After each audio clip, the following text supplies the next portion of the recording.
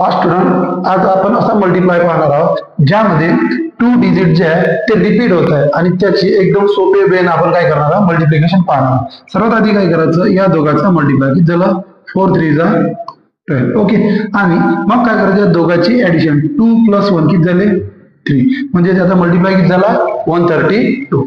Next पहा 7 3 जा 21. चला पुन्हा 2 + 1 किती झाली इथं 3. आता पहा नंतरचा थोडा चेंजेस चेक करायच्या मध्ये 7 4 चा किती झाले 28 किती झाले 28 पण या दोघांची ऍडिशन किती होते या दोघांची ऍडिशन होते 10 किती होते 10. तर या 10 मधला किती लिहायचा फक्त आपल्याला 0 तर हा 1 होईल याच्यामध्ये ऍड किती ना आपल्याकडे 8 0 2 + 1 किती झाले 3. तर या पद्धतीनं आपण काय करू शकतो जर 2 डिजिट नंबर जर रिपीट होत असेल तर कोणत्याही नंबरला आपण त्याला काय करू शकतो इझी वे ना मल्टिप्लाय करू शकतो. थँक्यू.